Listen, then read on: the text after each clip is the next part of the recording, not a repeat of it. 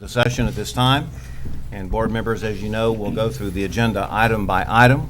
I will make an amendment to the agenda in terms of procedures, and I will move public comment, section 5, below section 6 for administrative personnel appointments. All right, so let's go ahead and go back to section 2, approval of the agenda. I do have some agenda changes that I'm compelled to read as a matter of formality. All right, 2.1, visitors. Added item 4.1, Bernadette Sims and Ann Johnson on behalf of Okaloosa Public Arts donation in the amount of $2,000 to each high school art department. Consent agenda. Item 8.7, early termination of Pediatric Services of America, PSA, contract was deleted at the request of the superintendent. Item 8.8, tag on bid RFP 190901 School Health Services and School Health Services Agreement between the School Board of Okaloosa County, Florida and Aloha Care Group was deleted at the request of the superintendent. Added item 8.21, annual agreement between the School Board of Okaloosa County and CenturyLink for internet services to the Okaloosa Detention Center, DJJ, location in Crestview. This is an emergency addition due to an internet outage affecting instruction to students at this site. So, board members, I'm looking for a motion to approve the agenda. So moved. Second. Motion by Mr. Bryant, second by Mr. Destin. Any discussion? Hearing or seeing none, let's vote. All in favor? Motion carries 5-0. All right, so that takes us now to section 3 on recognitions. And this will be the recognition of the Niceville High School Eaglet Dance Team State Champions 2019 Universal Dance Association Florida Championships Small Varsity Jazz Division, presented by Superintendent Marcus Chambers. Mr. Chambers.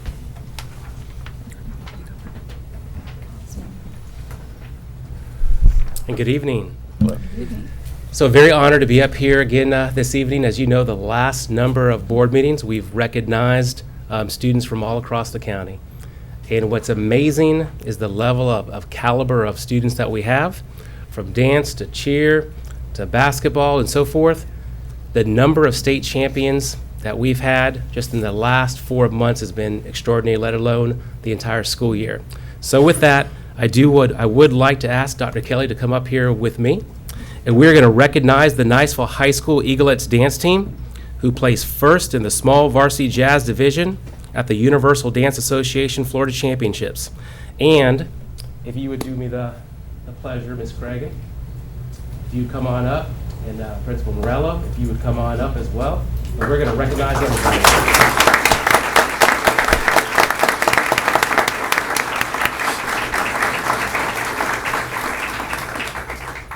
You want to give a 5-minute speech or anything? I do not, but he's welcome to. Okay. So I'll borrow a line from Dr. Hale. Chalk has a phenomenal dance team as well, and Dr. Hale stood up here one night and said, you know, the Florida High School Athletic Association doesn't recognize dance as a competitive sport. But let me tell you, when it comes to instruction that they receive from their coach, practice and work time, and level of competition that they participate in, that is every much as bit of a sport as anything that we do at NHS. And then a really quick story, Coach, if I could, I know I got my 5-minute cap there. How many?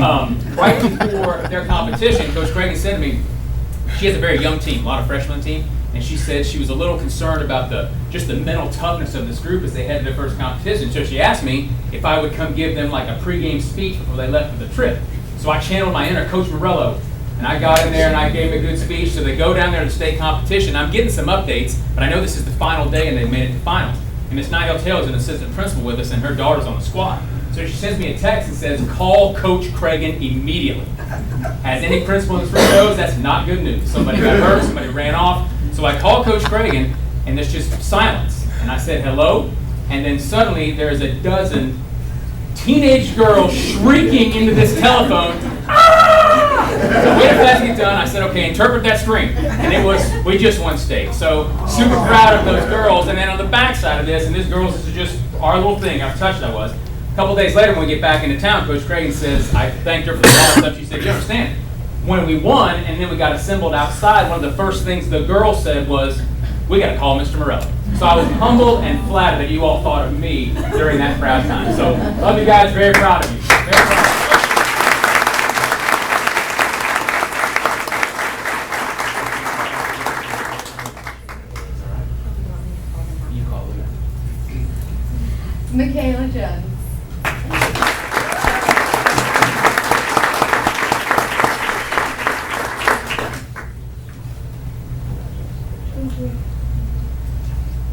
Avery Wright.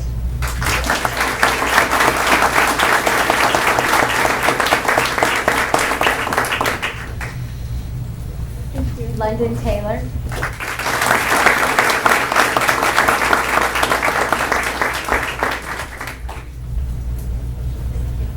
Caroline Swanek.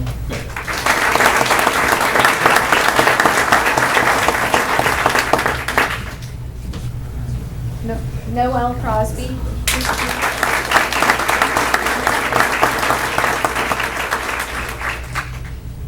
Leah Peoples.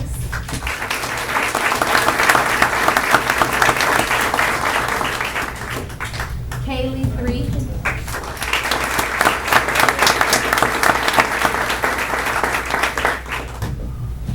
Libby Marion.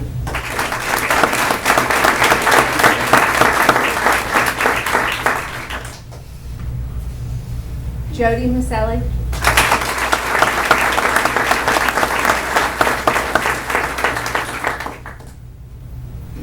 Molly Brooks.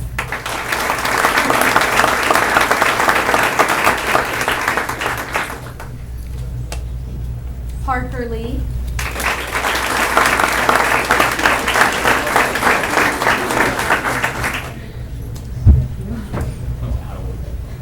Kendall Woolley.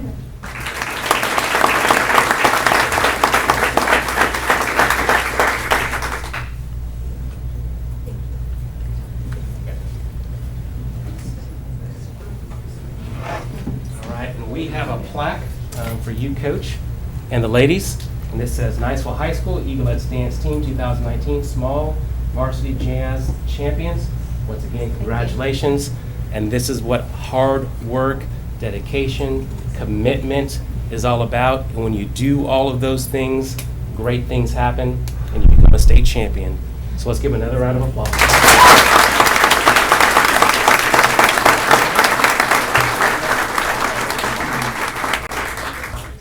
So we're going to take a little picture. Yeah, they're fine. They'll just, everybody will squeeze in Squeeze really on in. tight.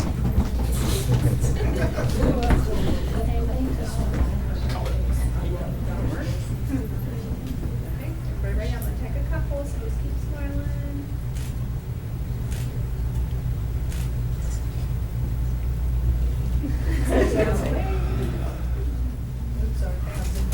Come on now. Sorry. It's y'all's moment. Good job, girls.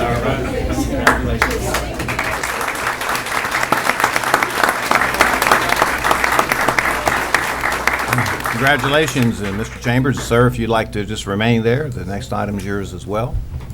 So under Section 4, Visitors, we have item 4.1, Bernadette Sims and Ann Johnson on behalf of the Okaloosa Public Arts, donation in the amount of $2,000 to each high school art department. Superintendent Chambers. Yes, sir. And I just once again am very proud to be up here right now. As you know, our school district, we are blessed with supporters that help us do the things that we need to do every day. And I could not be more thankful and more humble for Miss Johnson and Miss Sims, who are right behind me right now, so I appreciate it. And the beautiful thing is, you know, we talk about academics, we talk about athletics, but we also talk about the arts. And we are blessed right now, the Okaloosa Public Arts group, they are donating $12,000 to Okaloosa County, $2,000 to each of our high schools. And that is something that we are indebted to. We are very thankful. And what will be able to happen with that money for those schools in the arts is something that we cannot thank you enough. So we appreciate it very much. Do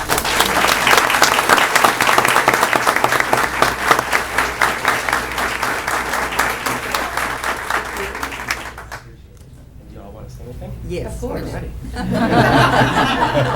course. Yes, we do. I'm Ann Johnston, and this is Bernadette Sims. And so we are representing Okaloosa Public Arts. And I'm going to sort of introduce Bernadette just a little bit because she has the money that she's going to give out. Okay.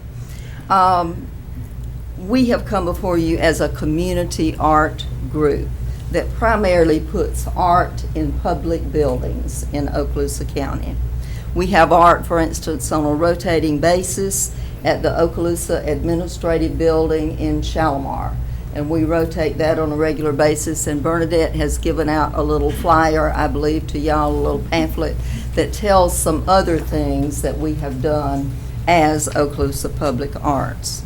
And also, of course, at Okaloosa Public Arts, we are interested in encouraging art in our public schools. We would not be correct probably if we did not include children and their growth in the arts in the process. So at this time, we would like to provide financial assistance to our 6 high schools in the form of $2,000 to each school for art supplies and support, however they may determine they need it, because knowing that each school is individual and different, their needs may be quite different. We strongly believe that students have unlimited potential in learning to express themselves through art as well as other means, and we certainly support your teaching and your guidance to those students, to all of our students, so far as the arts go. And we thank Superintendent Marcus Chambers for supporting the study of art in our schools. It's very important. Mrs. Sims will present checks from Okaloosa Public Arts at this time. She is a well-known artist herself in this area and throughout the state, and she is also founder of the Northwest Florida Ballet, which many of you know already. So she's you're quite talented, lady. And again, we thank you, and I'm going to turn it over to Ms. Sims, who will present first a large symbolic check to Superintendent Chambers, and then the actual checks to each school.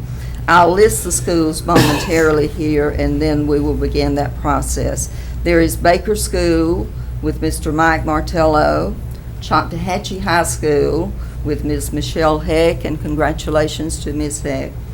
Crestview High School with Mr. Dexter Day, Fort Walton Beach High School with Mr. John Spolsky, Laurel Hill School with Ms. Lee Green Martello, and Niceville High School with Mr. Charles Morello.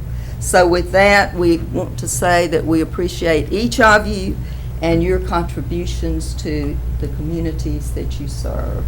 Thank you, and I'll turn it over to Ms. Sims. Thank you, Ms. Sims.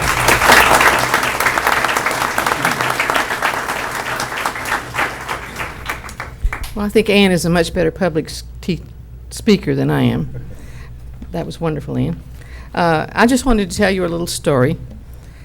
It's supposed to be a true one, and it touched my heart, and it might touch your heart. I don't know. A new baby comes into the world. A young couple is struggling to make ends meet. They live in a less than desirable neighborhood where there is a high crime rate and bad influences. The father can't seem to take the pressure, commits a crime, and goes to jail. Fortunately, the mother is a hairdresser and manages to take care of herself and her child. She is allowed to take the child with her to work, which solves the cost of child care, which we all know is a big cost in life. The child enters school, but seems to struggle with his lessons. He is teased by the other children in school because he is so different from them. His mother begins to wonder what will happen to him when he attends high school. One day, he signs up for an art class as an elective in high school, and his life begins to have a purpose. He has found his talent at last, and it is art. He works after school for his mother in the beauty shop cleaning. He begins to use the papers that are used for helping secure hair when it is being rolled up to be permed, if you know what that is, ladies going to get their hair permed, to create art.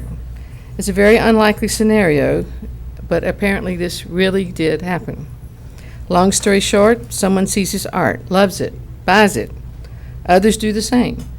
He is invited to show in a gallery. He becomes a successful artist and makes a great deal of money. In turn, he helps his community restore his neighborhood to the crime-free condition it once was. He is giving to his community. Perhaps all of this happened because he discovered art and who he really was. What would have happened to this boy if he had not had an art class available? To many of us who are artists, life is beautiful because of art. Many of us have had other careers, but art has enriched our lives immeasurably. Since I am here representing the artists of our community, I am also representing the county students who love art and hope to find a way to develop their talent in a way that can become a career. Perhaps by combining computers and graphic design, art and science can come together for a career for them. Movie and TV special effects experts combine technology and art in an exceptional way. Just consider Star Wars and how it changed all of the special effects with those computers and artists. Perhaps we have the next Walt Disney sitting in an art class in Okaloosa County. Imagine that. There are many ways that art can have a positive effect on our students, and many careers that can be launched combining art and business. We must help students find their way towards these careers. We all know how early man drew on their cave walls and kept warm by the new invention of fire. Ancient Egyptians combined math, engineering, and art to create the beautiful pyramids. The pottery vessels, jewelry, and furniture, and the hieroglyphics on the wall told the stories of the pharaohs. Leonardo da Vinci created the Mona Lisa and beautiful murals, but he also studied the human body and how it worked. He also drew plans for a flying machine, as well as created many inventions. In the spirit of all these great artist inventors, Okaloosa Public Arts is here tonight with a symbolic check, $12,000, to our superintendent in support of the arts programs in the high school of Okaloosa County. And as Ann said, we have this nice big symbolic check, $12,000. Would you come over here, Ann? I think we want a picture of that. Get our principals to come on up. Yes, principals, are you here? And we have our principals, if you would come Oh, on good. up, please. Come on up, yeah, and I've got their checks here. $2,000. I ought to bait them up. They're on their way now. Sorry it's not more, but we'll be working on that. Fantastic. Thank you so much. Thank you, yes, ma'am. Thank you. Hey, how are you? And the art teachers are here. Yes, Oh, how absolutely. wonderful. Jeff, split that right down the middle, 60/40. I've seen Dexter draw, we want to bring them up. I'm going to go ahead and do the appointments and let everybody go. Well, all of you coming, I want to say one thing. I did have a hard time finding out who the art teachers were in this county, because the pages where you go to find them, they're buried with all the faculty, and it's hard to find them. I would like to suggest in the future, when we make the pages where people can go and find things, that we divide them into departments, yeah, because it would make it much easier to find. So that's my suggestion to the school board, if we can possibly do that. And we'll make that suggestion to the superintendent.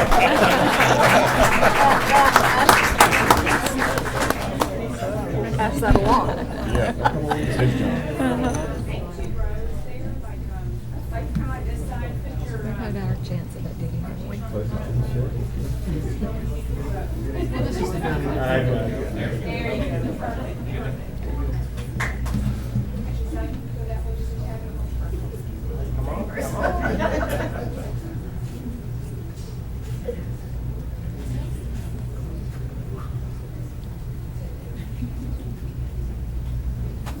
Thank you so much. Thanks. So let me give everybody their check while we're standing up here, okay? Boy. All right. Baker High School, Mike. Hey, Mike, nice to meet you. This is really helpful. Tocantins High School, Michelle, hey, how are you tonight? Good to see you. Crestview High School. Yes, ma'am. This is Mr. Dexter Day. Absolutely. Thank you so much. That's him, man. Yeah. Good job. Fort Walton Beach High School, John Solowski. Okay, hi, nice to meet you. It's good to see all these people that know who they are. Laurel Hill School. Lee Jean Martello? Yes. Okay, nice to meet you. Niceville High School, Charlie Martello. It's a little different name. It's close to it. I get her emails all the time. Thank you very much. And I want to thank all of these great art teachers, because they really produce some wonderful art shows. And I'm so proud of every one of the students who enter, like the Destin Arts Festival and all of the arts festivals around. Their work is phenomenal. It just really is. So these teachers are doing a wonderful job. You guys are doing a wonderful job. You're doing a wonderful job. We're proud of everybody. So Thank you, Ms. Thank you Thank you. very much. We appreciate it.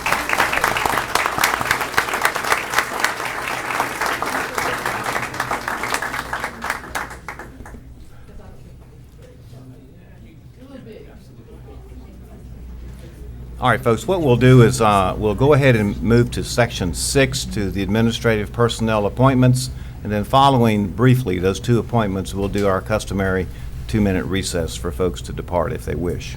So moving on to item 6.1, appointment of principal Shoal River Middle School, recommended by the superintendent for approval. And colleagues, after the motion, I would like to make the second, unless someone beats me to it. All right, Mr. Chambers. Thank you, sir. So I am honored to come before you and present these recommendations. And first, we have Mr. Craig Miller. And Craig Miller was born and raised in Crestview, Florida, and attended Bob Sykes Elementary, Richburg Middle School, and is a graduate from Crestview High School. Mr. Miller holds a bachelor's degree from the University of West Florida in psychology and a master's degree in curriculum and instruction, and he is also certified by the Florida Department of Education in the areas of educational leadership and school principal. Mr. Miller began his teaching career in 2004 at Meigs Middle School, where he taught talented and gifted social studies, and also coached the boys' baseball and basketball teams.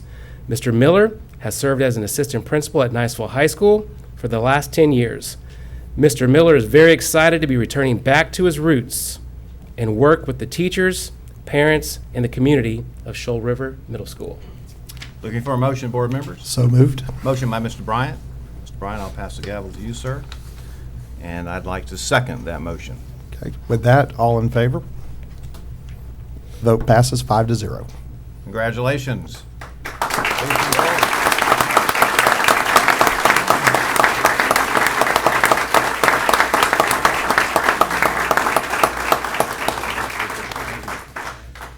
Superintendent Chambers, Chairman Dr. White, members of the board, I cannot express how excited I am to be going to back home, back in Shoal River country, to be with the Mustangs. I'm excited to be there and to be a part of that great faculty and staff. Thank you for the trust that you've been placed within us as well. I would be remiss if I didn't thank all the mentors that have helped me along the way. The administrative staff, Mr. Morello, that I get to work with every day, those that have come before me and worked as well. I'm truly a blessed man to be able to be going to Shoal River and be a part of the great work that's going on there. And thank you for the staff that came here tonight as well. I'm excited to get going in the morning. So go Mustang Country, here we go.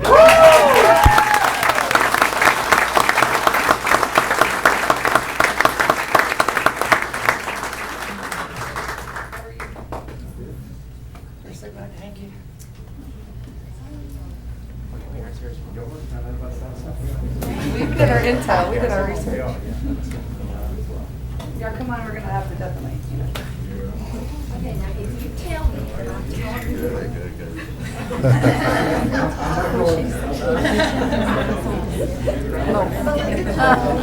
and I was in Richburg, that's why I said that.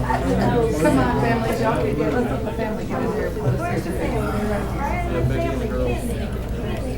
Come on, y'all. We got 14. There we go.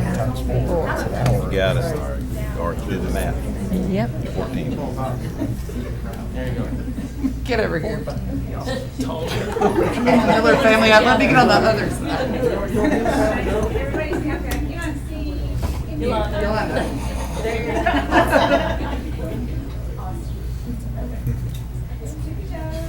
see? Ooh, not too.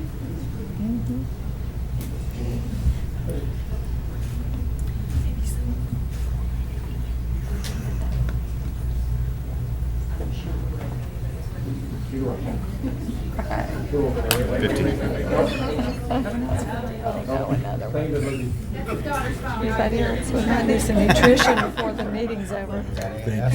No. Dinner? It's a little snack.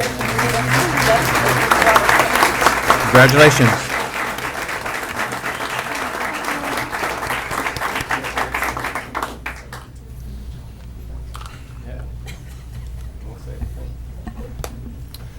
All right, so we'll go ahead now and move to 6.2, appointment of the Assistant Principal to Meigs Middle School, recommended by Superintendent Chambers for approval.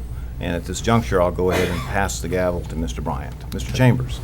All right, thank you. So I'm bringing before you Ms. Sarah Smith. And Ms. Sarah Smith is a proud graduate of the Okaloosa County School System. She attended Southside Elementary School, Davidson Middle School, and graduated as a Crestview Bulldog. Following high school, Ms. Smith attended Florida State University, where she earned a bachelor's degree in Family and Child Sciences. After graduation, Ms. Smith returned to Okaloosa County and served as the youth director for a local church. In addition to serving there, she became a proud member of the Shoal River Middle School faculty. Over the last several years, Ms. Smith has taught various levels of secondary math and science at Shoal River, Laurel Hill School, and Davidson Middle School. In these positions, she has valued her role in helping students, staff, and community members.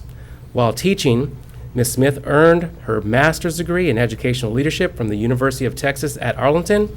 She is passionate and devoted to ensuring all students have the opportunity to reach their full potential and is committed to empowering them to be successful. Ms. Smith is thankful to be surrounded by her family and friends. She's excited to continue to grow and work alongside incredible individuals in Okaloosa County. Thank you, Mr. Chambers. At this moment, do we have a motion on the floor to approve this appointment? I'll make the motion. Okay. I'll second it. And we have a second. All those in favor? Motion carries 5-0. Congratulations.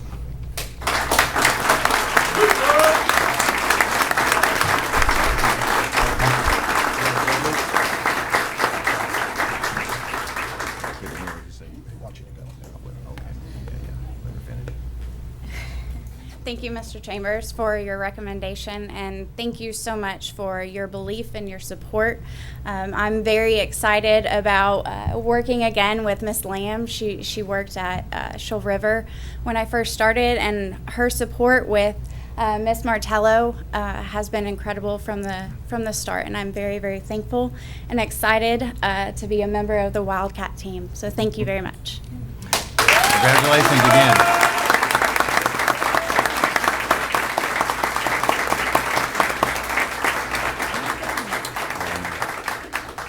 I think we want to call all the Megs folks up, is that right? Yes, sir. Come on up for a photo op.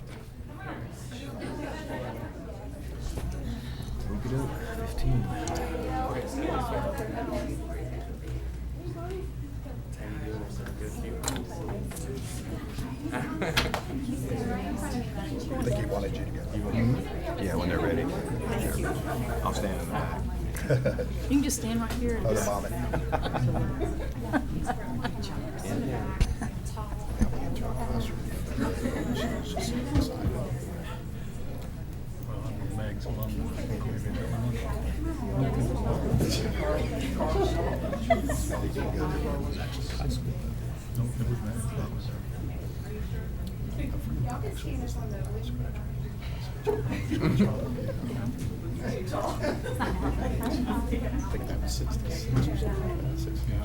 We went to the new Choctaw, 69.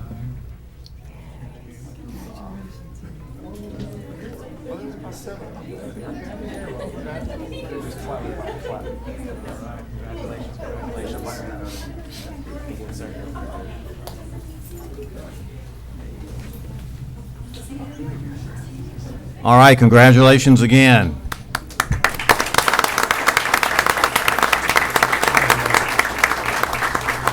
All right, folks, so at this time, I'll call for a 2-minute recess. If folks maybe wish to depart for dinner arrangements and so forth, we're in recess.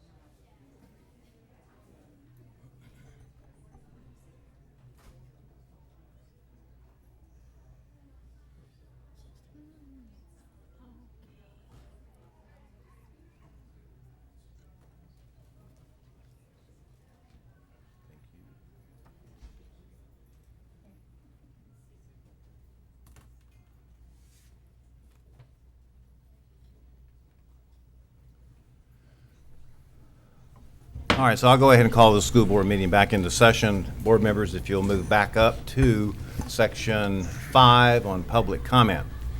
Now, we've got 15, if I counted these correctly, public comment cards, and those of you that fill these cards out, you know that there's a 4-minute time limit. And I'm going to try to go by that pretty strictly tonight because, quite frankly, there are so many, and you can do the math and you can see how long we're going to be here for all of this. All right, so what I'll do is I'll call the individual's name out in the order the cards were submitted. And I'll also read the name and I'll read the address, okay? So the first speaker tonight is Josh Ashley, 1107 North Bayshore Drive, Valparaiso, Florida. And Mr. Ashley wishes to address the board tonight regarding the Guardian Program, although, let me say, the Guardian Program is not on the school board agenda. Okay. All right? But I know there was this executive session last week to discuss. Right, but related it's not on the agenda for tonight. Okay. Mr. McInnes, is there anything else that you'd like to cover? No, sir. All right, y'all got the timepieces ready? Yes, sir. All right. Okay, go ahead. Good evening. My name is Josh Ashley. I live at 1107 North Bayshore Drive in Valparaiso. I've lived in Okaloosa County for the past 30 years. I attended Destin Elementary, Bruner Middle School, Destin Middle School, and graduated as valedictorian of Choctawhatchee High School in 2003. I do not exaggerate when I say the education I received in this county is the greatest gift anyone has ever given me. So after college, I decided to come back and make my living here as an engineer, because this is and always has been my home. Now I'm a proud dad of 2 young children, ages almost 3 and 4, who will be entering Okaloosa County schools within the next couple of years. I am deeply concerned about the recently passed Florida state law, which will expand the so-called Guardian Program to potentially include arming classroom teachers. Simply put, I do not want my kid's kindergarten teacher to have a loaded weapon in their classroom. I would like to encourage the school board to consider not implementing the Guardian Program, especially with regard to classroom teachers. In this state, standardized test materials leak every single year. I do not believe that guns will be any better protected. At the very least, because I know reasonable people can disagree on these very charged subjects, I beg of you to give us as individual parents options. Designate some schools as not participating in the program and allow zoning waivers so those of us who don't want this shoved down our throat can send our kids there. Let us know which teachers are guardians, and then give us an opt-out from our kids being forced into those classrooms.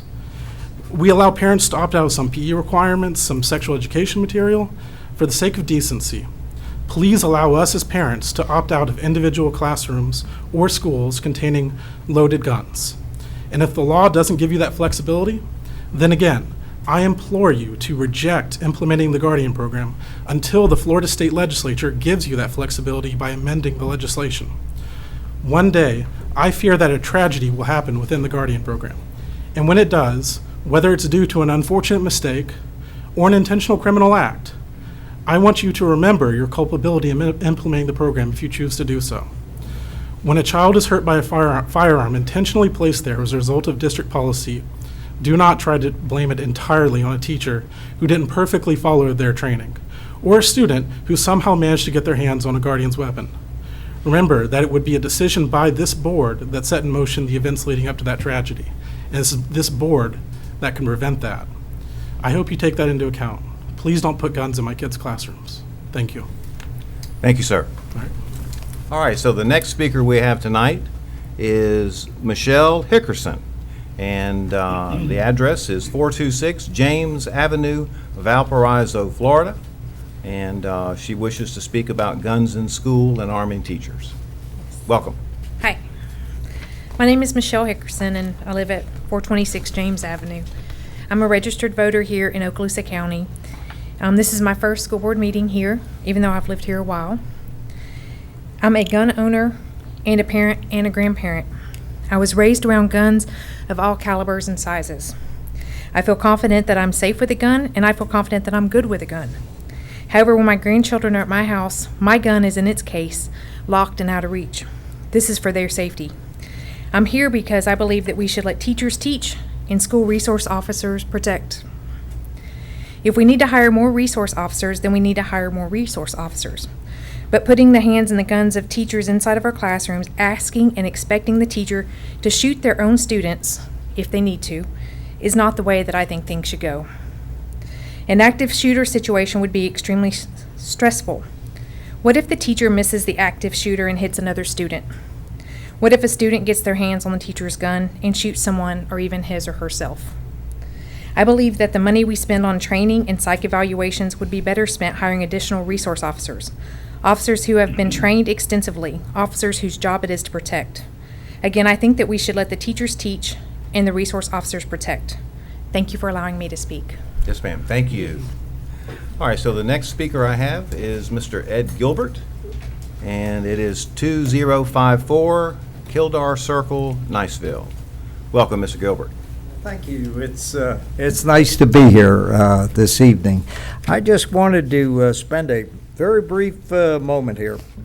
The battle rages on between good and evil, not only a physical battle, but unfortunately a spiritual battle. While it is my fervent prayer that each and every child would daily put on the full armor of God, I know that that just isn't reality. Political correctness, declining morality, and the embrace of the religion of secular humanism has taken a heavy toll upon this nation. I thank God we have a governor and a legislature that are willing to take a proactive approach to student safety. Rather than rely on the current student approach of run, hide, and then fight, our brave staff will immediately respond to the danger, effectively reducing that violence and ensuring greater student safety in the long run. I thank you in advance for those who sign up to carry weapons. I thank you for the school board as you consider this most important decision. God bless and protect you. Thank you, Mr. Gilbert. All right, so the next speaker is Ms. Diana Gilbert, 2054 Kildare Circle, Niceville, Florida. Welcome, Mrs. Gilbert. Good evening. Again, Diana Gilbert, 2054 Kildare Circle. It is my understanding that for a teacher to be added to the Armed Guardian Program, that the teacher must first volunteer. So no teacher is going to be forced to do that. It must be a volunteer. The teacher must undergo a required background check, mental health evaluation, and a minimum of 144 hours of training by law enforcement, and have a concealed weapons license. And although I forgot to put in the beginning that I am a retired teacher, meant to mention that earlier. So although it's not something I would be interested in doing if I were teaching right now, I would be glad to have somebody else take up that. And especially where I was teaching, my building, my classroom was in a building not attached to my school, and we were kind of out by ourselves. So I would have been glad, if things are the way they are now, to have someone do that. I would like to stress that the identities of armed employees should be known by only the school's administrators and the resource officers, and that no student should ever know if his or her teacher is in the Armed Guardian Program. In fact, there are unknown armed individuals I think would be a huge deterrent to someone who's choosing to come into the school because they don't know who might have that gun. And I think it's best that they not know. Otherwise, you know, they want to choose the path of least resistance. And if they don't know where they would be safe. I also think a volunteer should be at a school for a minimum of 1 or 2 years or more, so it gives time for the administration to know those teachers well. And I also believe that the armed volunteer, should have the gun locked up at all times and a key with them at all times and not in an unlocked desk. I think there should be a limit to individuals in the program depending on the size of the school. In addition, some schools may have volunteers and some may not, because some schools may have that. So I don't think that should be a problem. So I would like to recommend that you, whenever you do vote on it, that you would accept the Armed Guardian Program, whether we implement it soon or later. But I think it's an option that we should think about and have ready for us if we need it. Thank you. Thank you, Ms. Gilbert. All right, so the next person to speak is Mr. David Vale, I believe, 8370 Thames Road, Baker, Florida. Mr. Vale, please come forward, sir. Yes, sir. My name is David Vale. Like you said, I'm from Baker, Florida, and I'm nobody special. I'm just an ordinary country boy from Baker, but just it's just close and dear to my heart to of this situation about guns in school. And of course, we're addressing this issue because of a lot of maybe mass shootings and things that have gone on in the past with shootings. And mass shootings rarely happen, far as the ability to use a firearm to protect against a shooter in a mass shooting rarely happens because it often happens in gun-free zones. Mass shootings are 1% of our nation's homicide, less than 1% of our nation's homicide rate. And really to actually track this whole situation, it's hard to track when somebody actually uses a firearm to protect against a shooter of some sort because there's no central database. And so it's interesting for that very reason. But my main focus is that our kids are already entrusted to teachers every day, all day long. We send them off on the bus. We send them for the teachers to watch them. Why not make our schools just as, if not more safe, by having trained teachers, and like Ms. Gilbert says, ones that are anonymous, no one knows who they are, to protect our children in case something arises. And I'm very pro for that. We use guns to protect banks, airports, government buildings, many things that we consider dear to us. Why not our children? And so there's been many scenarios. I could come to my mind as 16 that I've looked up where a gun has been used to stop a mass shooting. And those involve churches, family gatherings, barbershops, hospitals, schools, and many other scenarios. And not to mention one-on-one if someone should break into your house to protect yourself against an intruder. The going rate of an officer to respond is 8 to 10 minutes. A lot can happen within 8 to 10 minutes. I know we have resource officers and things like that, but why make it more protective where we can have teachers to protect our children? And that's just all I want to say today. Thank you, sir. Thank you, Mr. Vale. All right, so the next speaker is Ms. Maria Vale, 8370 Thames Road, Baker, Florida. Welcome, Ms. Vale. All right. Well, I brought something with me. I didn't know if I was going to use it or not, but when we opened up with a moment of silence, it broke my heart because I've spent several years researching our founding of our country. And so I brought this with just in case, and yes, I did need it.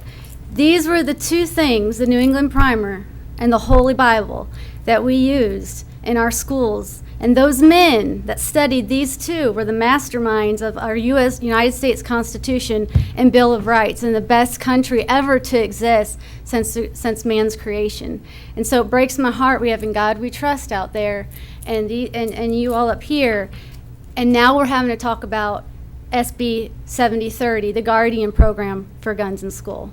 So that's sad. I was hoping the children, some more younger people would be here to know these were the two items, the two textbooks in our school. And when we had God as our shield, as Proverbs says, that those that put their trust in the Lord, then He was our shield. We wouldn't even need weapons in school. But I'll go on with my prepared thing. First of all, we are a constitutional republic. I'm 100% in favor of the Guardian program supporting constitutional state rights of teachers to conceal carry. School board members, you all took a sworn oath under the Florida Statute 876 that says, I do hereby solemnly swear to affirm and will support the Constitution of the United States and the state of Florida.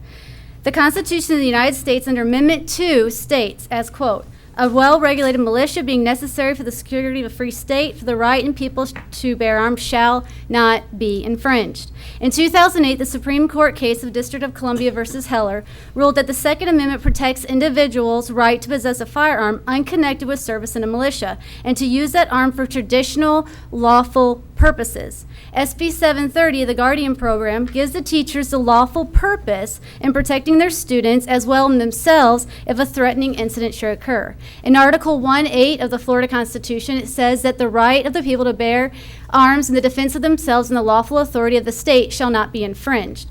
It is an unfortunate event that a murderer would enter the premises of a school with the intent to murder. Several school officials as well as teachers should serve as a standing force against such an invasion. This would serve as a deterrent to those who would seek harm, much as one who does not handle a rattlesnake as they would a gardener snake. When the threat of defense is in place, it deters those who seek to prey on the most vulnerable. This is why gun control is not actually in favor of free law-abiding citizens, but rather in the defense of criminals that they may prey upon the unprotected. We can clearly see in the past and recent historical events, most every dictator before claiming power has issued gun control legislation and disarmed its citizens. The forefathers knew the weakness of men and the lust for power, and thus enacted the Second Amendment to the people. The American people would serve as a standing militia against their government or any outside force that would work to invade its liberties and freedom. What most evil force than that of murdering and preying upon children with no room for defense? We defend our banks, our politicians, our celebrities, our athletes, even the founders of Moms Demand Action, Susan Watts, has armed personal security and a private entourage. And here we're even protected. But our children are the most vulnerable. What else are we to strip from our children? We've taken away God, we've taken away the Holy Bible, we've taken away prayer, we've taken away their purpose in life by telling them that they are a product of evolution, not specially chosen, made in the image of God. We've taken away their innocence with our vulgar sex education programs, and we've taken away their boundaries by stripping away all definitions of marriage and biological sex. And now we dare to take away the right to protect them with no defense in place. How wretched have we truly become? We must gain our ground back or lose it forever. I will end with a quote from Edmund Burke. When bad men combine, the good must associate, else they will fail one by one with unpitied and sacrifice and contemptible struggle. The only thing necessary for the triumph of evil, which is violence in our schools, is for good men and women to do nothing. Please do something and provide for the common defense of our children here in Okaloosa County. Thank you. Thank you, Ms. Vale. All right, so the next speaker that we have, number 7, is Mr. Alan Berryman, 159B Monahan Drive, Fort Walton Beach, Florida. Welcome, Mr. Berryman. Thank you. Heck, I didn't want to follow that. Wow, that's how it works. Thank you. My name is Al Berryman. This is also my first school board meeting. I've lived in Okaloosa County for 16 years, put 2 kids through Niceville High School. And I too support the Guardian program. As a retired member of the military, a former public school teacher, a concealed carry permit holder. No, I'm not carrying tonight, thank you. I support it 100%, and I strongly support the right of the individual to protect not only himself but the people around him, including school children. Let me just remind all of you, in case you may have forgotten, the 1968 Federal Firearms Act was the most draconian act of gun control in this country's history. When it was passed, the per capita homicide rate in the United States was 6.2 per 100,000. 12 years later, 1980, the national homicide rate peaked at 10.2 per 100,000, about 70% higher. And those of you who are lifelong members in Florida probably remember in the 1980s, the state of Florida was having a lot of trouble with people getting shot along roadside stops. About that period of time, the state of Florida began relaxing controls on firearm purchases to make it easier for citizens to protect themselves. A couple of years later, actually I believe it was 1987, the state of Florida passed shall issue concealed carry permit and led the nation in doing so, by the way. 2005, the state of Florida again led the nation by passing Castle Doctrine Law, the stand your ground law. As a result, let me just ask you, what through each of those laws, we were told over and over again by the opponents, this is going to turn the state of Florida into the wild, wild west. How many times have we heard that? Over and over and over, the wild, wild west. Well, let's talk about the wild, wild west. Was the state of Florida the wild, wild west after those 3 acts were passed to allow private individuals to protect themselves? Let me just tell you what happened. 2011, Florida's crime rate dropped 0.8% to the lowest crime rate the state had seen in 41 years. 2012, lowest crime rate in 42 years. 2013, lowest crime rate in 43 years. 2014, crime fell 4.9% to the lowest rate in 44 years. 2015, crime fell 1.6% to the lowest rate the state of Florida had seen in 45 years. 2016, Florida's crime rate dropped again by 2.8%. To a 46-year low. 2017, Florida crime rate dropped again by 4.5% to the lowest rate of crime the state of Florida has seen in 47 years. And that's the last year of available FBI data to check that statistic with. Let me just, this is really kind of an ideological battle between people who believe that the individual should not be able to protect himself in a what they call a gun-free zone, and that we should turn over our protection to the government. There was one agent of government that was armed and ready to protect those, supposedly ready to protect those children at Marjorie Stoneman Douglas High School 2 years ago. What did he do?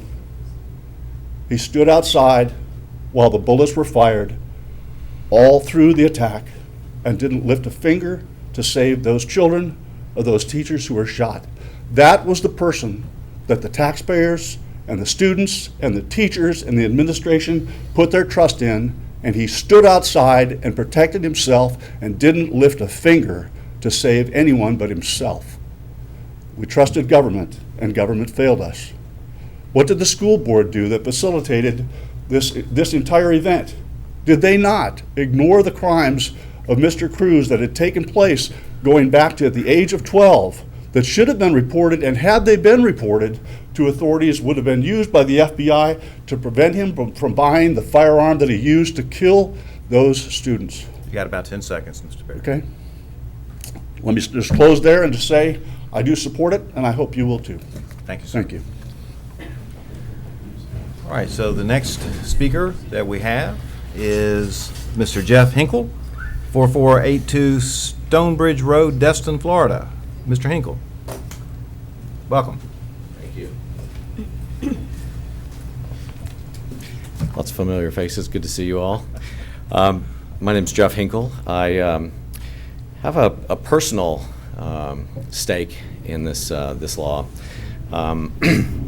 My oldest son is a survivor of Virginia Tech, the massacre there. He was at the building, and I have talked to him extensively about it, and it's an emotional issue. His comment as a person that was directly involved in the heinous act that went on there was that he wished that somebody would have had a gun. Somebody would have had one step up on what law enforcement calls the force continuum to be able to counteract that person that was doing the shooting. We've seen in some recent shootings, the Colorado shooting, that the real first responders are actually the people that are there on the scene during the shooting. We saw three heroes, Kendrick Castillo, Joshua Jones, and Brendan Bialy. They all reacted immediately to tackle the shooter in their classroom. Unfortunately, Kendrick sacrificed his life when he was wounded, and several others were wounded as well. But they do believe that they are heroes and stopped further killing in that environment. We also saw it recently with the UNC shooting with Riley Howell, another hero, another real first responder, the person that was there at the scene. Kudos out to law enforcement, but law enforcement can't be there all the time, right there. Just like in here, we have a law enforcement member here, and that's great. But if something went on in another part of this building, could he stop it right now? I don't know. It takes a while to get there, right? Would he stop it? I don't know. We've seen that in the, as another person mentioned, in the Miami shooting. They're people too. They're people just like us, and the uniform doesn't turn them into a superhero. So. I also have a very good friend of mine who is the survivor of Columbine that lives here in the area. And she said the same thing. She just, when it was going on, she just wanted somebody to be there to stop it. Somebody, typically with a gun to stop it. Our legislature went through a very in-depth process of analysis. Some of the people here in the county actually got to see those videos as well and be part of the analysis that went on that spawned out the Guardian legislation. They came up with a program that has been placed forth for this board to consider, to put into place, and they are, I would say, probably a pretty smart group of people, and their recommendations, I would say, should carry great weight when we look at this, because I know none of you would want to be in a situation where you would have to explain to a parent what happened or why it happened to their child after this board had denied the right of those students to be protected in a Guardian program by not implementing it. So, you know, I've also heard that, you know, if we put guns anywhere within a school premises, that there's going to be an accident somewhere, somebody's going to get killed, somebody's going to drop a gun and it's going to go off. I mean, these are really silly things. These kind of things don't go on daily in real life out there. And these are just little side issues that people throw up to say, no, we shouldn't do anything. We should all disarm ourselves and wait, hopefully, for the SRO that's at the school to A, know that it's going on, B, be able to make it across campus to where it's going on, and C, to actually act. And the Supreme Court also recently here in the state ruled that there is no duty to protect on behalf of the police officers. About 15 seconds. So they don't have to. There is no duty. There's no consequence. If they say, you know what, I got kids at home, I'm not going to do this, then that's it. We're done. So thank you. I'll end there. All right, thank you, Mr. Hinkle. All right, so the next individual I have is Mrs. Brianne Hanson, I believe, at 1061 Troon Drive East, and there's no city, so maybe you can tell us what city that is. Niceville. All right, thank you. Welcome. Hello. Good evening. I am Bryn Hansen. I am a resident of Niceville. I am a military spouse who has recently become an active registered voter here in Okaloosa County. I am the parent of 2 children who attend elementary and middle school here in Niceville. They have attended 8 different schools. This is the first school board meeting that I have attended because of the Guardian program. It has moved me to action. I'm here today as a representative of the destined group of the Moms Demand Action for Gun Sense in America. We, along with most students, parents, teachers, and school administrators, oppose the proposal to allow teachers to serve as guardians. The majority of districts have declined to even arm non-instructional school staff. Of 67 school districts here in Florida, less than 40% have utilized the Guardian program. Very few of those opt to arm existing school staff and instead hire full-time security guards. This indicates a broad consensus that educational school staff should not be transformed into armed guards. So if the majority of Florida schools do not believe staff should be armed, why are we considering going beyond that and arming teachers? There is no evidence that arming teachers will make our schools safer. In fact, the data indicates just the opposite. Research shows that students may be aware of where and how teachers keep their firearms and how to obtain access. Access to a firearm, irrespective of age, triples the risk of death by suicide and doubles the risk of death by homicide. Research also casts significant doubt on the ability of teachers to stop an active shooter. The fact is that shooting accuracy of even the most highly trained law enforcement officers significantly decreases in stressful situations, such as gunfights. What level of stress do you think a school teacher is under in an active shooter situation, in a classroom full of children who fear for their lives? We also know that armed civilians complicate law enforcement response to active shooter incidents. As former Dallas Police Chief David Brown said in the wake of an ambush on law enforcement in 2016, we don't know who the good guy is versus the bad guy when everyone starts shooting. Please, let reason rule over fear. Do not implement the Guardian program in Okaloosa schools. Thank you for your time. Thank you, Ms. Henson. Am I able to hand Sure. information to you? Give it to the secretary, please. All right, this time I'd call for Ms. Laura White, 1818 Troon Drive, Niceville. Opposition to arming Okaloosa. Please come forward. Good evening, and thank you for letting me come up here to speak. My name is Laura White, and I am the daughter of 2 teachers. I am the mother of an Okaloosa County School District 3rd grader. I have taught in the suburbs of Chicago, and most recently, I have been a substitute teacher in many schools within Okaloosa County for the last 4 months. In my very short time as a substitute teacher, I have participated in many active shooter drills. And I can tell you, being a part of that, it's a chaotic situation. I have been in a situation where we've put 10 children into a closet, 10 special ed preschool kids, and turned the light out. I've been in a classroom when we've had to put all the students under desks. So to think that a teacher at that time, as he or she is responsible for all of those students, also has the capacity to have a weapon on them and make the correct decisions to use it is a difficult one. Bryn just mentioned many facts about arming teachers, and I want to go through some examples. I am here as a representative of the Florida chapter of Moms Demand Action for Gun Sense in America. Armed adults can mishandle their guns in schools. Arming teachers would not decrease the risk to students, it would increase the risk.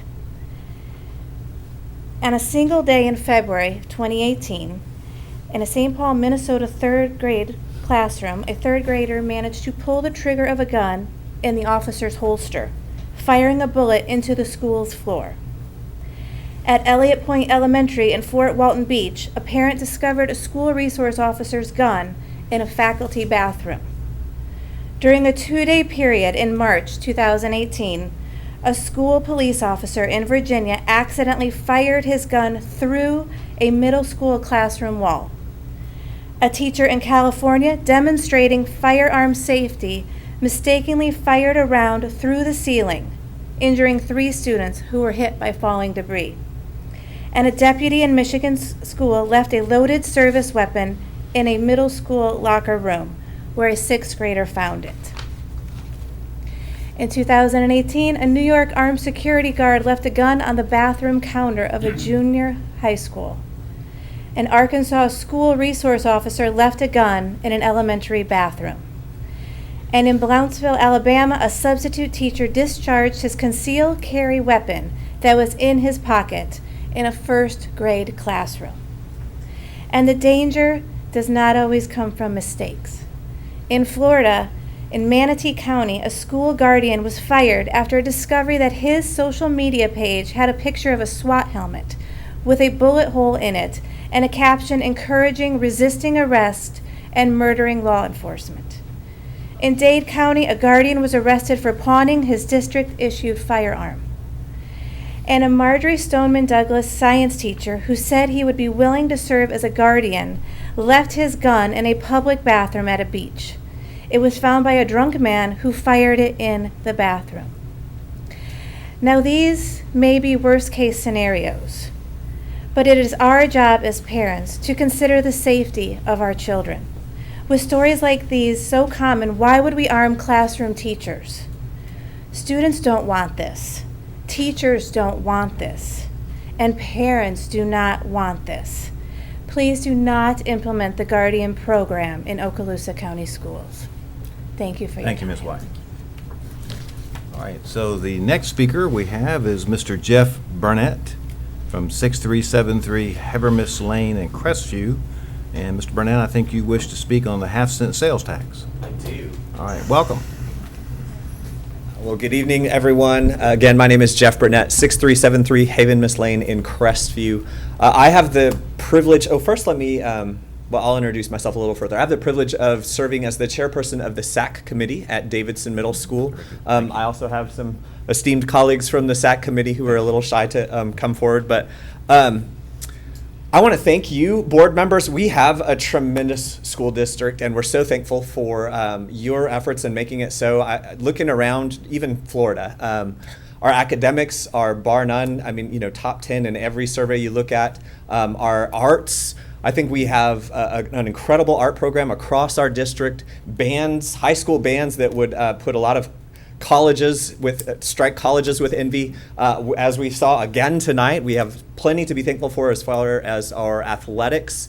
And so we have so much to be thankful for, and really we have you guys to thank for a lot of it, and your direction and your insight. I also want to thank our community tonight. Thank you guys for coming out in support of whatever it is you believe, whatever side of student safety you're on. My concern is kind of a different facet of school safety and student safety. I know that that's our number one concern.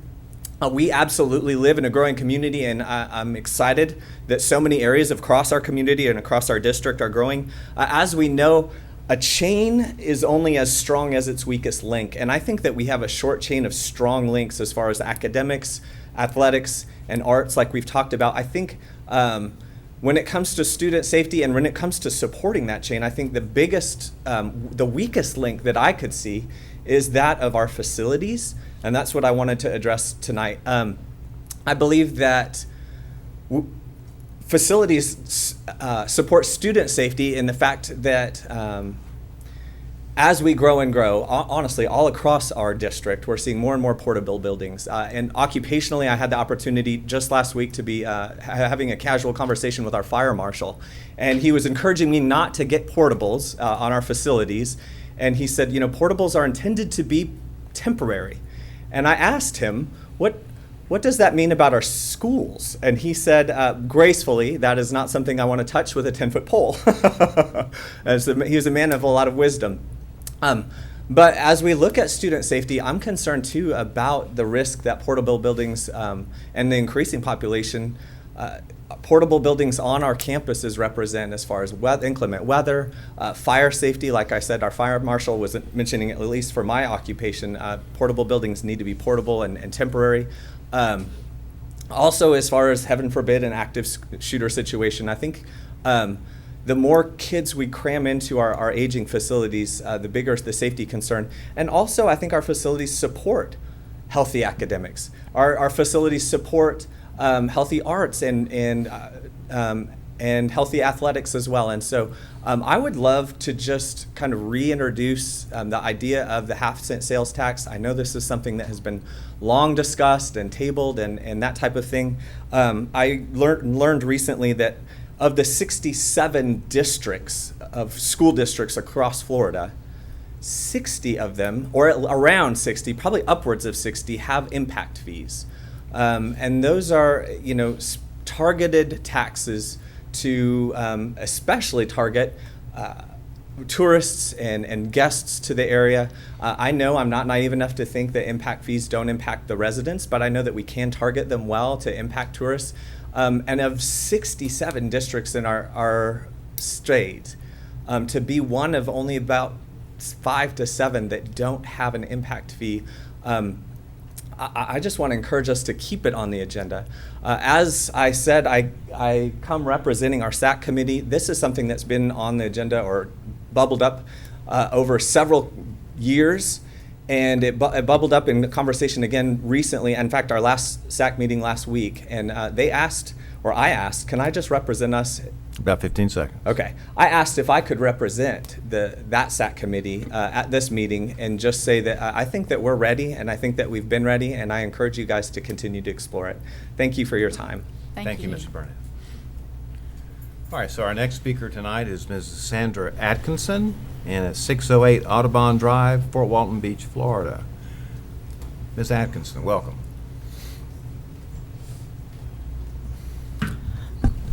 Hi, everybody. Thank you for coming to work today and not calling in sick. No. I know I called each of you and told you that it's going to be a very interesting school board meeting. I just wanted to, I guess you could say, second what Ms. Val, Mr. Berryman, and Mr. Hinkle and Mr. Bell said. They all had great points. I did want to kind of mention that I do agree with the Guardian program. I think more guns on trained, screened people, the better. And like everyone said, we guard banks, which is money, with armed guards. Why can't we guard our precious little children? And it's not, the Guardian program's not really about giving teachers guns. It's about working with the sheriff department, training individuals, screening them, making our environment safe for the children to learn. They're going to get annual requirements to stay proficient.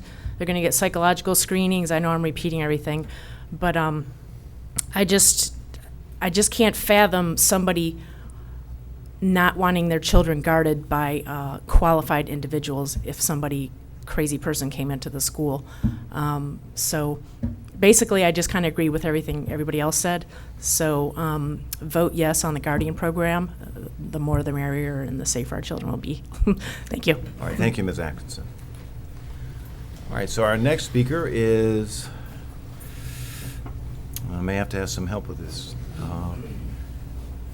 Peregrine Conrez Barshich, and it's public comment, no particular agenda item. So, welcome. I'm sure you'll tell us what it's about. Yes, thank you. My name is Peregrine Conroy Barsh. Sorry, it's really hard to pronounce, so I understand. I'm here to talk about the Guardian issue. I'm a 17-year-old. I'm graduating Choctawhatchee High School as an IB student. I'm 6th in my class, which isn't as good as I'd like it, but it's pretty far up there. And I'd just like to ask you all to consider the fact that students don't necessarily want their teachers to have weapons. After the Parkland shooting, I remember thinking, like, going down the hallway and thinking, if I was caught between bells, where would I go to hide from a shooter? And how would I do this? If I was in the bathroom when, like, the Coda L drill comes, the teachers aren't going to open their doors at that point. So, like, how would I manage to try to stay alive? And I don't think that is something that any student should have to consider. But it is something that we do have to consider. And I don't think adding teachers with guns to that would really help the situation at all. There are many cases when teachers have to leave their classrooms because they just have to go to the bathroom, or something else comes up, they have to print more papers, there's an extra student, something like that. And the teachers have to leave the classroom, sometimes with classes there and unattended. And occasionally, there are even jokes about locking teachers out of classrooms. And any of these situations are not good for guns in there. If teachers can be locked out of classrooms, or students could find guns, especially younger students, I'd like to trust everyone, but that's not something that I can afford to do. There would be cases where I don't trust all of my teachers to have guns, something that could instantly kill me. So I think that would be another consideration as well. Even with, like, psychological evaluations, it's not something that I would like to entrust my life into someone else's hands. So I'd just like you to consider this very carefully and think of not only just the parents who are putting their children into schools, or the security officers who are offering protection, but also think of the children who have to live with this and how they're going to be affected, if they're going to be affected, and their psychological states as well. Thank you. Thank you. Thank you. All right, so the next speaker I have is Jennifer Conroy, and this says confidential due to employment. And you have Fort Walton Beach, I guess that's your residence, okay? Yes. And so I'm not quite sure what you're going to speak about, but I think you're going to tell us. Yes, Your Honor. Thank you, sir. My name is Jennifer Conroy. My address is confidential due to my employment. I've been living in Okaloosa County and working in child welfare here for 10 years. And my daughter, Peregrine, just spoke to you. Now I understand. She's one of my 3 children who've been in Okaloosa County Public Schools for the last 10 years. And I have been very proud for my students to be here. I've been very proud to send them to school every day. I know that there are wonderful facilities that our school has. I know that our school resource officers are a great resource for students for safety. As a person who works in child welfare, I hear about the worst things that happen in our community, and there are some very horrific things that happen. And our school resource officers are often involved in helping children through difficult conversations with law enforcement, difficult conversations with investigators. The school resource officers have won an award in 2015 as a model agency, and that was a very exceptional thing. I'm speaking tonight about the school guardianship program.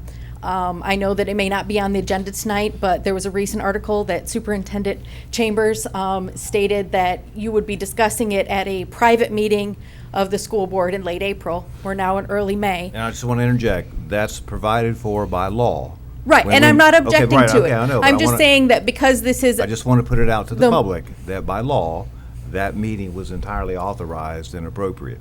Because when we meet in secret, people are concerned about that. Right. All right. I understand you are abiding by the law. I'm just saying that this is our opportunity for public comment on an issue that you have already been discussing in private. So I think it's timely and appropriate.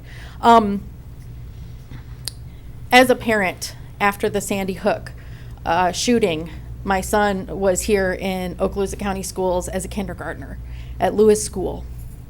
And every morning when I dropped him off and I walked him in, they had a separate entrance for the kindergartners.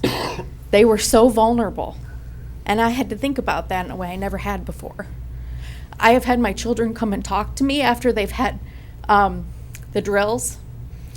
My daughter told me about how a teacher had stocked the supply closet with snacks and water bottles and handed them a Kevlar vest and said, "This is to protect you.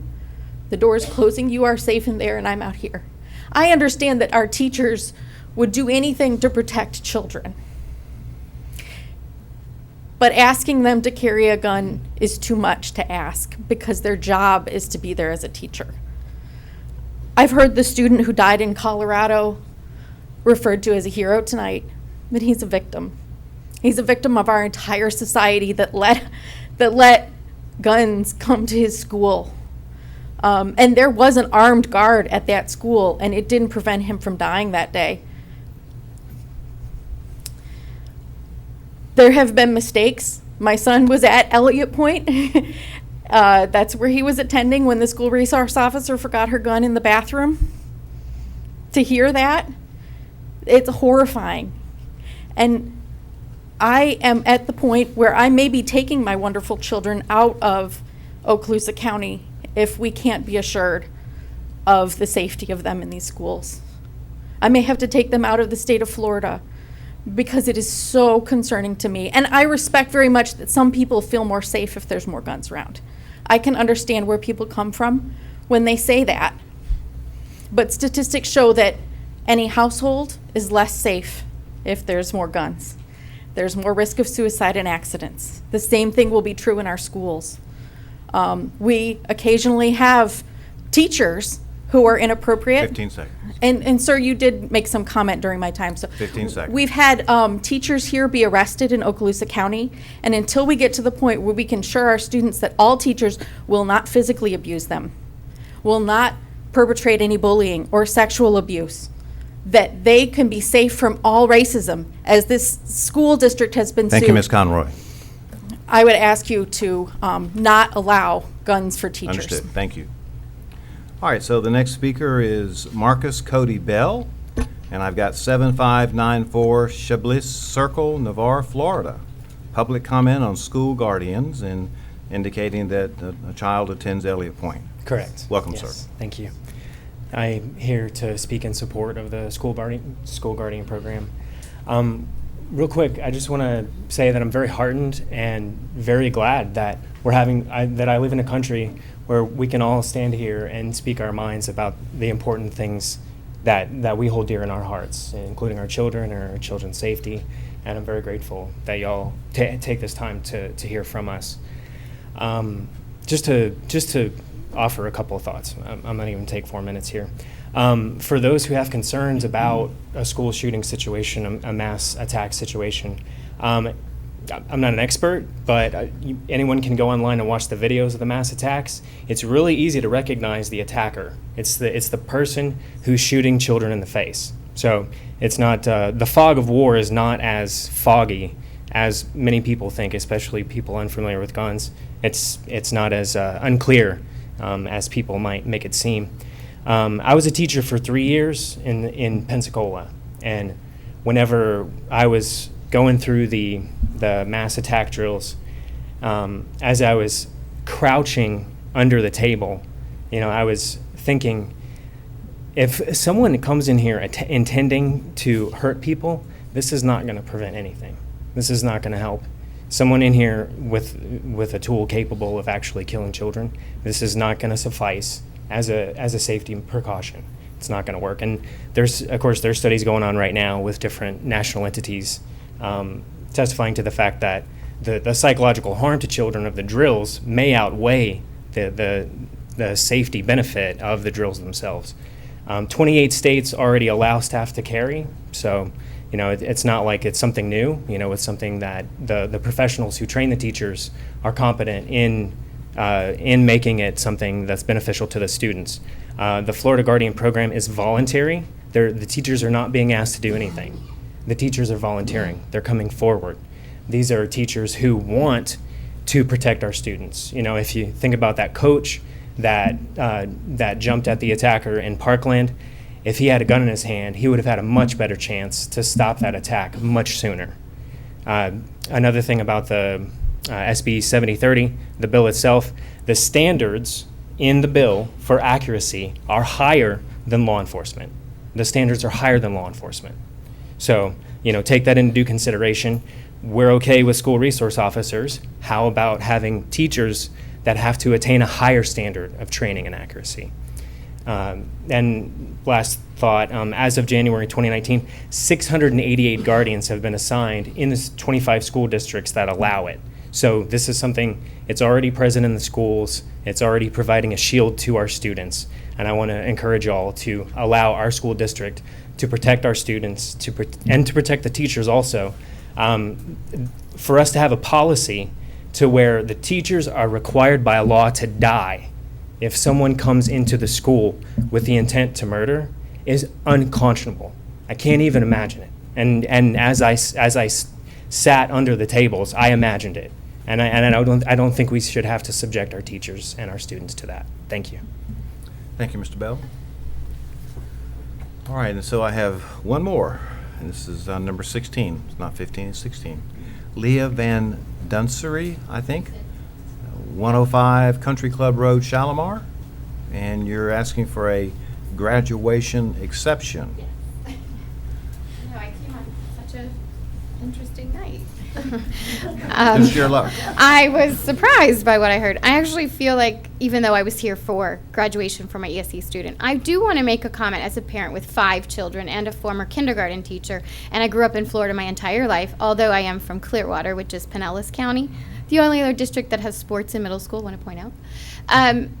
I had no idea this was even on an agenda with the guns, and I just want to say, one thing, they say guns don't go off by accident. Wesley Chapel last week, the SRO's gun went off into the wall. My friend's kids attend that school. So that does happen by accident. And of course it's being investigated, but it was a little scary to hear because it went into the wall, but it could have hit a kid and it was a complete accident.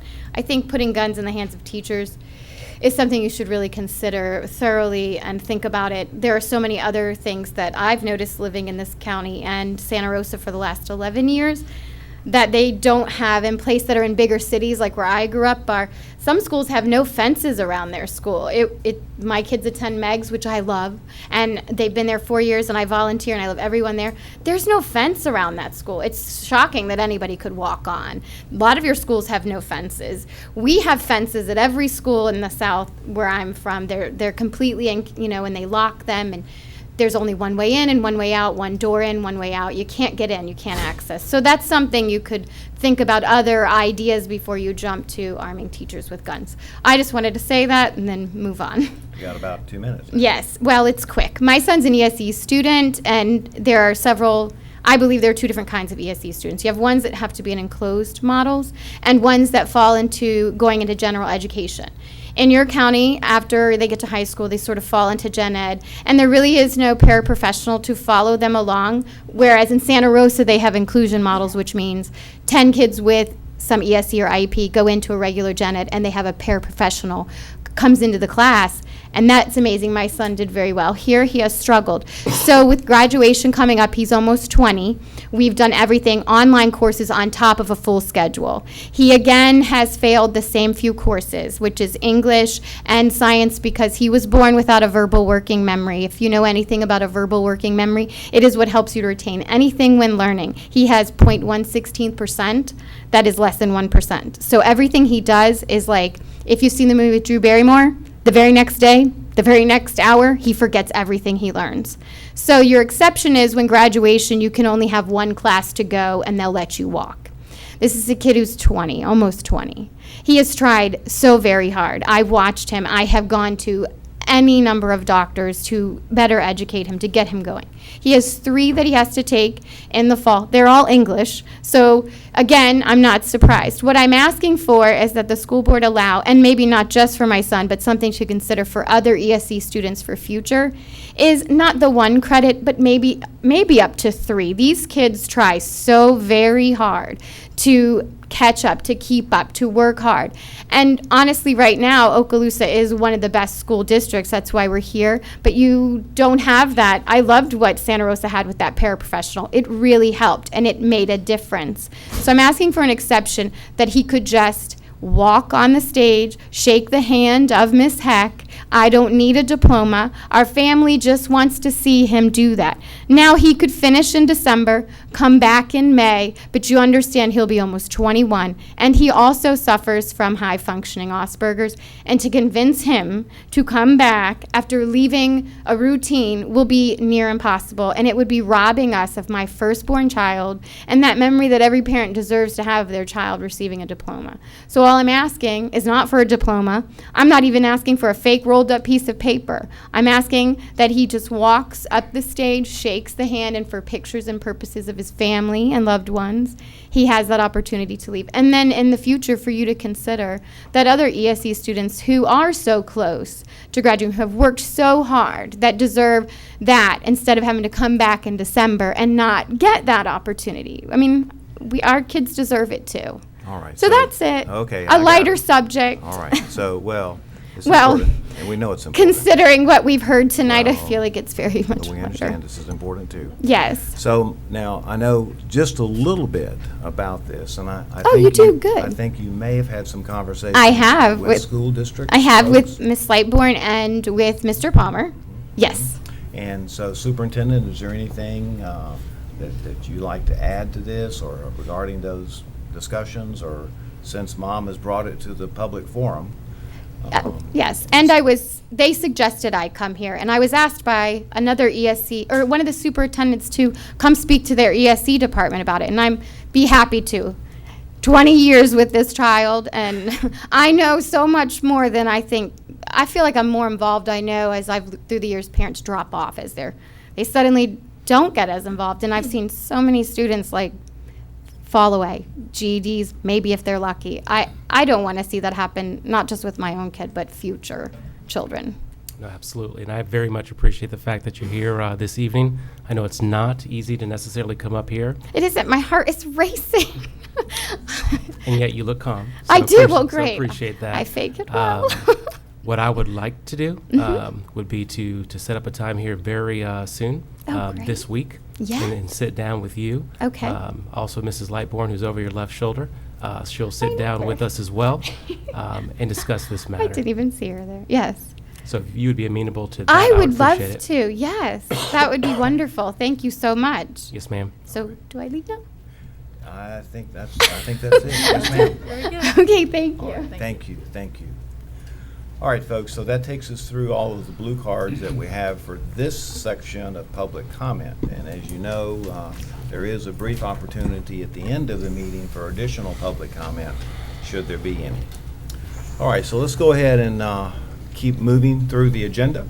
So we'll move on now to Section 7, Committee and Staff Reports. 7.1 was in-county travel paid for the period of April the 4th through April 24th, 2019, presented by Mrs. Scallon, Chief Financial Officer. And then we also had out-of-county travel paid for the period of April the 4th through April 24th, 2019, also presented by Mrs. Scallon.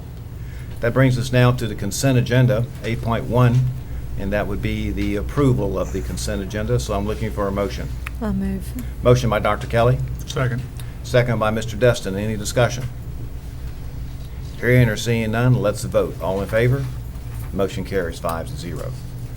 All right, board members, scroll on down now to Section 9, Superintendent's Human Resources Recommendations. 9.1 will be employees on administrative leave. This is an information item only, presented by Dr. Lee Hale, Assistant Superintendent, Human Resources. 9.2, Deferred Retirement Option Program Drop, presented by Dr. Hale, Assistant Superintendent, Human Resources, again, an information item. All right, 9.3, this is an action item. Correction to the substitute and temporary employee salary schedule fiscal year 2018-2019, effective April 9, 2019, presented by Mrs. Rita Scallon, Chief Financial Officer, and recommended by the Superintendent for approval. Need a motion? I'll move it. Motion by Mr. Destin. I'll second it. Second by Mr. Bryan. Any discussion? My understanding, Chairman, is that this is basically was just an error. I think the lawyer has a special word for that, a Scrivener's error, I believe, That's right? it. I think that's what it is. Yep. All right. All right, so we got a motion and we have a second. So any other discussion? Hearing or seeing none, let's vote. All in favor? Motion carries 5-0. 9.4, request to double fill the position of principal at Plough Elementary School, presented by Dr. Lee Hale, Assistant Superintendent of Human Resources, and recommended by the Superintendent for approval. I need a motion. I'll move it. Motion by Ms. Vanchek. I'll second it. Second by Mr. Bryant. Any discussion? Hearing or seeing none, let's vote. All in favor? Motion carries 5-0. 9.5, personnel recommendations presented by Dr. Lee Hale, Assistant Superintendent Human Resources, and recommended by the Superintendent for approval. I need a motion. I'll move. Motion by Dr. Kelly. I'll second it. Second by Ms. Vanchek. Any discussion? Hearing or seeing none, let's vote. All in favor? Motion carries 5-0. 9.6, employee reinstatement presented by Dr. Lee Hale, Assistant Superintendent, Human Resources, and recommended by the Superintendent for approval. It's an action item, so I need a motion. So moved. Motion by Mr. Bryant. I'll second it. Second by Mrs. Vanchek. Any discussion? Hearing or seeing none, let's vote. All in favor? Motion carries 5-0. 9.7, employment separations presented by Dr. Lee Hale, Assistant Superintendent, Human Resources, and recommended by the Superintendent for approval. Need a motion. So moved. Motion, Mr. Bryant. I'll second it. Second, Mrs. Vanchek. Any discussion? Hearing or seeing none, let's vote. All in favor? Motion carries 5-0.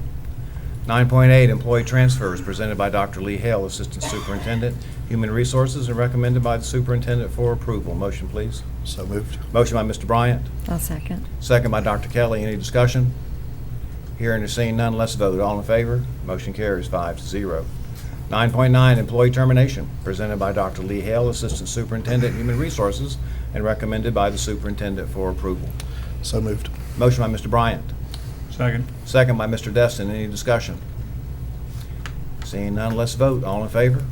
Motion carries 5-0. 9.10, employee suspension, presented by Dr. Lee Hale, Assistant Superintendent, Human Resources, and recommended by the Superintendent for approval. Need a motion. I'll move we approve it. Motion by Mr. Destin. Second. Second by Mr. Bryant. Any discussion?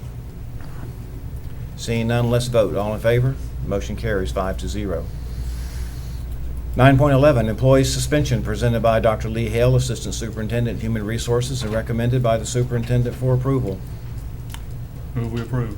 Motion by Mr. Destin. Second. Second by Mr. Bryant. Any discussion? Seeing none, let's vote. All in favor? Motion carries 5-0. 9.12, reinstatement reimbursement of sick leave due to line of duty illness, injury, medical examination, presented by Dr. Lee Hale, Assistant Superintendent, Human Resources, and recommended by the Superintendent for approval. Need a motion. I'll move. Motion, Dr. Kelly. I'll second it. Second, Mrs. Vanchek. Any discussion? Seeing none, let's vote. All in favor? Motion carries 5-0.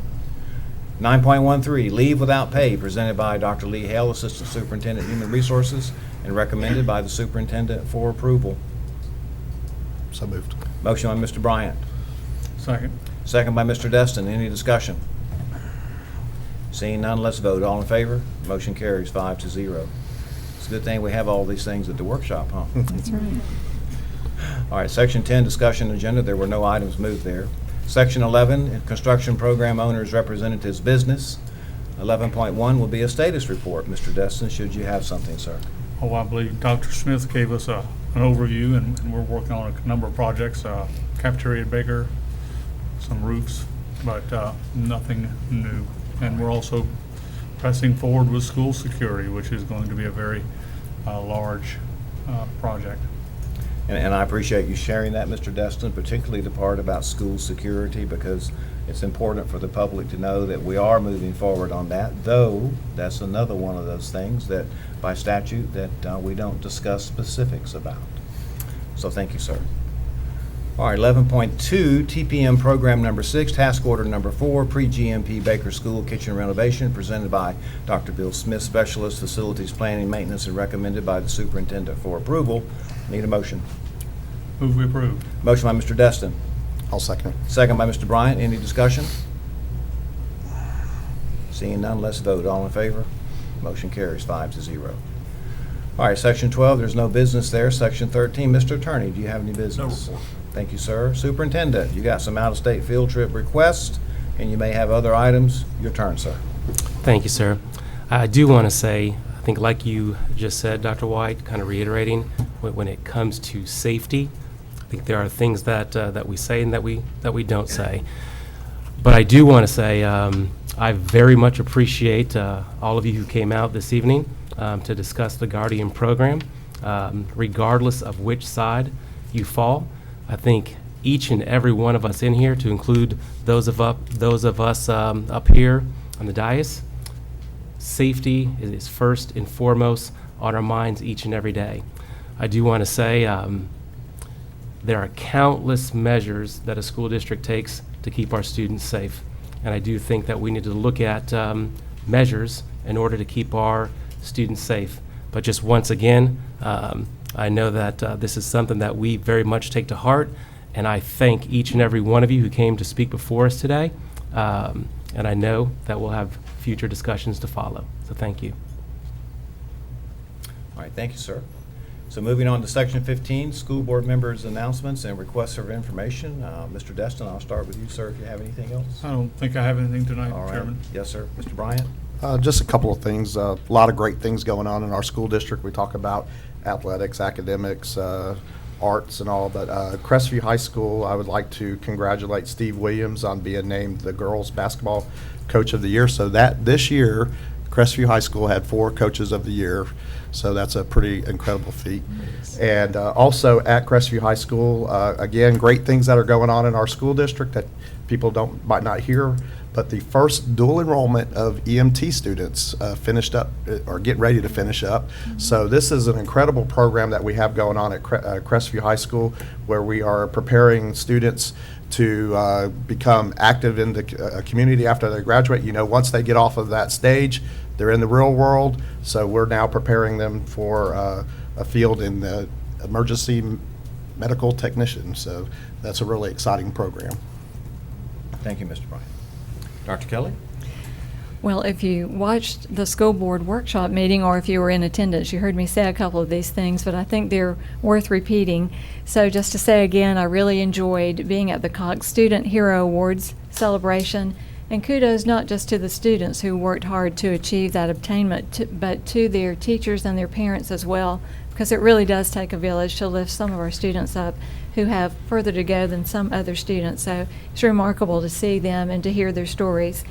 And it also is the season of graduations and baccalaureates and end of the year honors, and that's just a wonderful part of what we get to see and hear and be about during the season of the school year.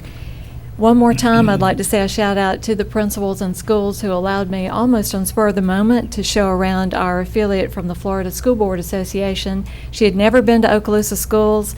She had business in Walton County, and I said, you cannot be this close and not come and see the best. So just thank you to those who let me show off our schools on the spur of the moment. And she did walk away with a great impression of Okaloosa schools and seeing what was happening on the spur of the moment at the end of the year in our schools. I thought that was pretty remarkable. And I'd like to say, too, congratulations and a shout out to our colleague, county next door.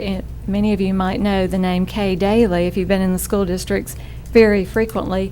She was, for many, many years, more than 30 years, the instructional developer and curriculum leader in Walton County. She is retiring after all that time, and congratulations to her replacement, Crystal Apple, in Walton County. I know they'll do great things. And also, I wanted to say thank you to the Okaloosa Public Arts Group for raising and donating to our schools $12,000. That doesn't happen every day. So Ann Johnston and her colleagues, thank you for that. And certainly, as my daughter and I both were participants in the arts in the school district and still go to the arts in times of stress for that stress release. So that's a great thing for us to continue in our district.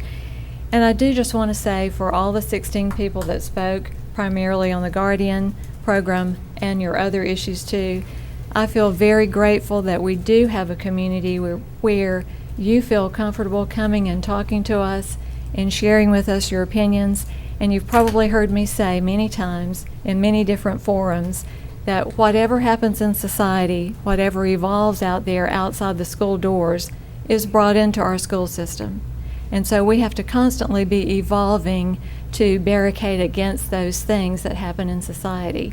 And I want you to know that you have people in the school district already thinking about those boundaries and things we can do. And that heartens me as a parent and hopefully soon to be grandparent, that we are taking measures to continue to keep our students safe. That's very important to me. But thank you for sharing your concerns no matter what side you're on. I appreciate your being here today.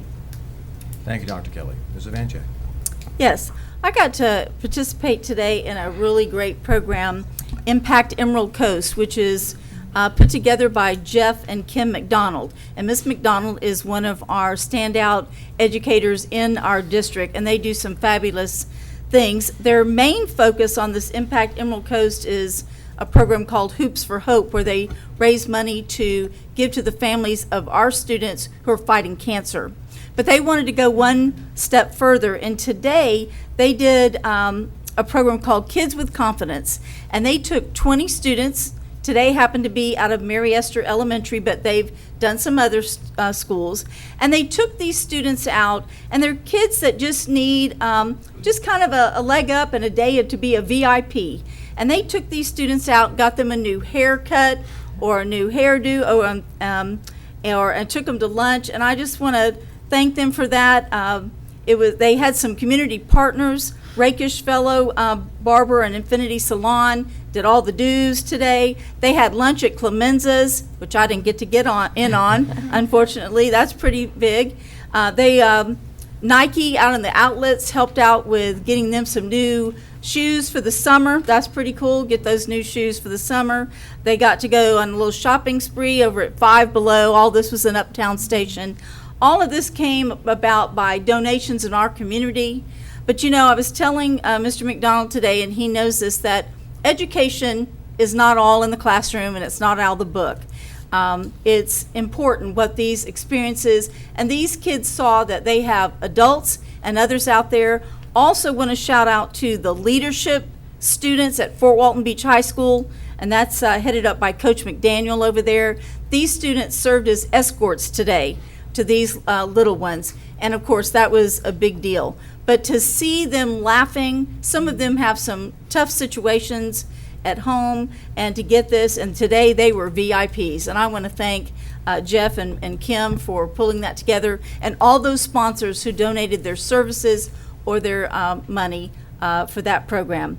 And for all of you here tonight, thank you so much for having the courage to come forward, giving up your time this evening. This is why we're here. This is why democracy works.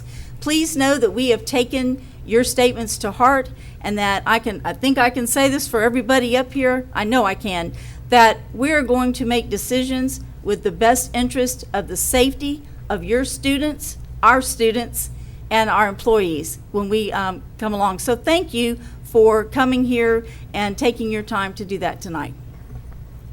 Thank you, Ms. Evanchik. All right, folks, so this now brings us to section 16, again, public comment. Is there anyone else that would wish to address the school board tonight? Yes, ma'am, if you'll come forward and state your name and address, and then you'll have to fill a blue card out, but we'll let you do that after you finish. Good evening. Good evening. Well, I'm new to this, and this is the first time I'm here. Now, by the way, 2 minutes. Okay, it'll be less than that. My name is Giselle Santos Banks. I live at 33 Walnut Avenue in Shalimar. And there was supposed to be something on the agenda for me. It was approved by the superintendent, Mr. Chambers. I don't know if you remember, but I did receive a letter, and I didn't hear anything about it. So that's why I'm up here. It was about reinstating me with hopefully my back pay since I've been on leave. All right, so this is a personnel matter, and But it was routine- on the books for today. Well, it's not on the agenda. So I understand what you're saying, but, so stand by, we're going to get some answers. Okay. If we can, as long as we're not in violation of any kind of HR rule. So let me go ahead and defer this to the superintendent, and then Okay. you may choose to recognize your staff, superintendent. Thank you, sir. Dr. Hale, if you'd come forward. There you go, that was quick. Yes, that action, you were reinstated tonight by the action of the board tonight. Did they approve the back pay? Yes. Okay. Everything went just as it was supposed to go for you tonight. Okay, I didn't hear that. I'm sorry. Well, because we didn't put your name in there. Okay, and so I go back to work tomorrow? How does that Yes. work? Yeah? Okay, perfect. Thank you so much. Yes, ma'am. That was easy. All right, well, I think congratulations are in order. All right, is there anyone else? Yes, sir, Mr. Early, come forward, please. You know the drill, 2 minutes. Yes, sir. Real quick and easy. Gene Early, 908 Loma Fay Lane, Fort Walton Beach, Florida. Thank you for your time tonight. Thank you for what y'all listened to, and thank you for your attentiveness through it all. One thing I would request, we have worked on our policies, procedures for the last 2 years pretty strong. My ability to stand here right now is because of one of those changes. I would ask respectfully that we review our briefings for people that come up and change our list, okay, of what we can and cannot talk to. As a board, you can't discuss security with us. By the same token, it shouldn't be discussed in front of you on camera either. If the issue has to do with what we do with drills, if the issue has to do with what our policies and procedures are, I would greatly appreciate a new addition to the policy that Mr. McGinnis or Mr. Chambers or you, sir, stop at that time and remind people, do not talk what we do. And that's all I'd request. Thank you very much. And again, thanks for all y'all do. Appreciate it. Thank you, Mr. Early. And Mr. Chambers, I'm sure you'll get with the attorney, you guys work on that. Yes, sir. Okay, all right, so now, is there any other business? Board members, colleagues? Oh, okay, come forward, Ms. Cox. You want to make a public comment? I do. All right, so we have a 2-minute rule, so state your name and address. My name is Sherry Cox. I live at 407 Spring Lane, Destin, Florida, and I came to speak in defense of the Guardian Act. I really think that it bears noting that nobody is asking teachers to participate in this, that it's voluntary. I just want to be the one person who stands up here and reiterates that this is something that we owe our educators. Nobody wants to be standing in front of an armed gunman or child and be faced with the decision whether or not to shoot the predator. But the reality is that many teachers have lived that exact experience and wish that they had the opportunity. I just feel very strongly, I've studied this, I mean, you guys know that I work on the research side of politics. We know that there are teachers out there who wish with every fiber of their souls that they had been given this opportunity. Governor DeSantis has stood behind that and said, yes, it's time for us to give them the right to choose whether or not they will defend your children. The SRO that is at every school in Florida has the right to choose whether or not to defend your children. He may or may not have, or she may or may not have the opportunity to get to your children in time to save them. To my children, I very recently have involuntarily moved 2 of my excellent achievers to the STEM Academy and Ballet Academy from a Christian environment that frankly does not have this situation because there are numerous fail-safes at that school. Lamar, I think, serves on the board at that very church. No, I don't, Or did. but I am familiar with those folks. So I speak to you as somebody who also has a child in public schools. I speak to you as a parent who does not wish for teachers to have had to make this choice, but I plead with you to give it to them. And that's all. Thank you, Ms. Cox. All right, so let me ask, anyone else have any public comment?